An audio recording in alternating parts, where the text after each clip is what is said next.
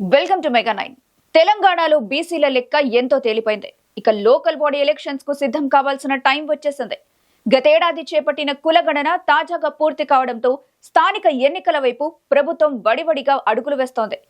అయితే కులగణన ఇచ్చిన రిపోర్టుతో కొన్ని అనుమానాలు, ఎన్నో సందేహాలు తెరపైకి వస్తున్నాయి. ప్రధాన పార్టీలు కూడా లోకల్ బాడీ ఎలక్షన్స్ కోసం సరికొత్త వ్యూహాలకు పదులు పెడుతున్నాయి. ఇంతకీ కులగణన ఇచ్చిన రిపోర్ట్ ఏంటి? ఆ లోకల్ బాడీ ఎలక్షన్స్ లో రిపోర్ట్ పాత్ర ఏంటి? ప్రధాన పార్టీల వ్యూహాలు ఎలా ఉన్నాయి? నేటి ఆఫ్ ది రికార్డ్ లో చూద్దాం. తెలంగాణలో గతేడాది చేపట్టిన సమగ్ర కులగణన సర్వే తాజాగా పూర్తయింది. నిజానికి గతేడాది డిసెంబర్లోనే పూర్తి కావాల్సి ఉండగా బీసీల లెక్క తేలకపోవడం, ఇతరత్ర అడ్డంకులు, అవరోధాల కారణంగా కులగణన పూర్తి కాలేదు. ఇక తాజాగా అన్ని అడ్డంకులు తొలగిపోయాయి. కులగణన పూర్తయింది. సామాజిక వర్గాల వారీగా ఎవరి లెక్క ఎంతో తేలిపోయింది. దాదాపు 1500 పేజీలతో కులగణన రిపోర్టును సీఎం రేవంత్ ముందుంచారట అధికారులు. దాంతో ఈ నెల 5న కేబినెట్ సబ్ కమిటీ నిర్వహించి కులగణన రిపోర్టుపై కూలంకుషంగా చర్చించి లోకల్ బాడీ ఎన్నికలపై తుది నిర్ణయం తీసుకోనుంది ప్రభుత్వం. మరి ముఖ్యంగా కులగణన రిపోర్టు ద్వారా బీసీల లెక్కపై క్లారిటీ వచ్చేసింది. రాష్ట్రంలో మొత్తంలో 55.85% బీసీలుండగా 42% హిందూ, 13.85% మైనారిటీ ఇతరులున్నట్టు కులగణన సర్వే తేల్చి చెబుతుంది. దీంతో బీసీ రిజర్వేషన్లపై అసెంబ్లీ ప్రత్యేక సమావేశం నిర్వహించి బీసీ కోటాపై నిర్ణయం తీసుకునే అవకాశం ఉంది. అలాగే ఎస్సీ వర్గీకరణపై కూడా ఆ రోజే నిర్ణయం తీసుకునే అవకాశం ఉంది. ఓవరాల్ గా ఫిబ్రవరి 5న అన్నింటిపై క్లారిటీ రావడంతో పాటు లోకల్ బాడీ ఎలక్షన్స్ ఎప్పుడనేది కూడా తేలిపోనుంది. ప్రస్తుతం వినిపిస్తున్న టాక్ ప్రకారం మార్చి చివరి వారం నాటికల్లా ఎన్నికలు పూర్తి చేయాలనే ఆలోచనతో ప్రభుత్వం ఉందట. అందుకోసమే వేగంగా అడుగులు వేస్తోంది ప్రభుత్వం. ఈసారి లోకల్ బాడీ ఎలక్షన్లు 3 ప్రధాన పార్టీలకు ఎంతో కీలకంగా మారాయి. ఎందుకంటే తెలంగాణలో ప్రభుత్వం మారి ఏడాది పూర్తయినా, సర్పంచ్ల పదవీకాలం ముగిసినా ఇంతవరకు ఎలక్షన్స్ పై క్లారిటీ రాలేదు. దాంతో గ్రామస్థాయి వ్యవహారాలన్నీ ప్రత్యేక అధికారులే చూసుకుంటున్నాయి.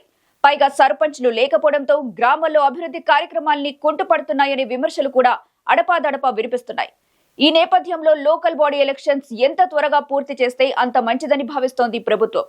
అటు ప్రతిపక్ష పార్టీలు కూడా ఈ ఎన్నికల కోసం ఆసక్తిగా ఎదురు చూస్తున్నాయి. మరీ ముఖ్యంగా బీఆర్ఎస్ పార్టీకి లోకల్ బాడీ ఎన్నికలు ఎంతో కీలకంగా మారాయి. ఎందుకంటే అసెంబ్లీ ఎన్నికల్లో ఘోరంగా ఓడిపోవడం, పార్లమెంట్ ఎన్నికల్లో ఒక్కటంటే ఒక్క సీటు కూడా గెలుచుకోకపోవడంతో ఎలాగైనా స్థానిక ఎన్నికల్లో సత్తా చాటి స్ట్రాంగ్ కంబ్యాక్ ఇవ్వాలని చూస్తుంది. అటు బీజేపీ కూడా అదే వ్యూహంతో ఉంది. ఇక అధికార కాంగ్రెస్ విషయానికి వస్తే ఈసారి లోకల్ ఎలక్షన్స్ ఆ పార్టీని కొంత కలవరపెడుతున్నాయి.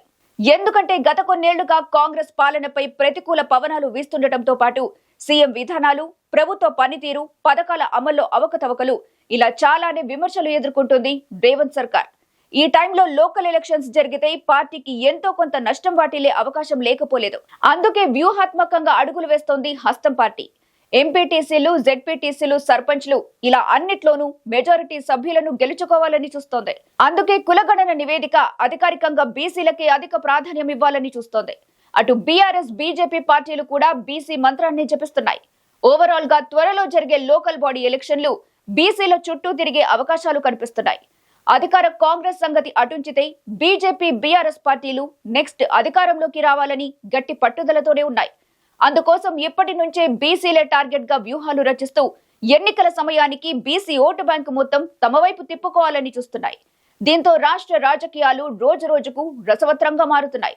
ఒకవేళ లోకల్ బాడీ ఎలక్షన్స్ లో కాంగ్రెస్ నిజంగానే డీలా పడితే ఖచ్చితంగా ప్రతిపక్ష పార్టీలు పుంజుకునే అవకాశం ఉంది. ఆ ప్రభావం రాబోయే ఎన్నికలపై కూడా పడుతుందనడంలో ఎలాంటి సందేహం లేదు. ప్రస్తుత పరిస్థితులు చూస్తుంటే మరో వారం రోజుల్లోగా స్థానిక ఎన్నికలకు సంబంధించి నోటిఫికేషన్ విడుదలయ్యే అవకాశం కనిపిస్తుంది. ఇప్పటికే ఎన్నికల కమిషన్ ఆ ప్రక్రియ కూడా మొదలు పెట్టినట్టు సమాచారం. మరి ఎప్పుడెప్పుడా అని ఎదురు చూస్తున్న లోకల్ ఎలక్షన్స్ ఈ నెలలోనే పూర్తయ్యే అవకాశాలు కనిపిస్తున్నాయి. మరి ఈ ఎలక్షన్స్ లో ఏ పార్టీ సత్తా చాటుతుంది, ఏ పార్టీ డీలా పడుతుంది, అసలు పల్లె ప్రజల తీర్పు ఎలా ఉండబోతుందనేది వేచి చూడాలి.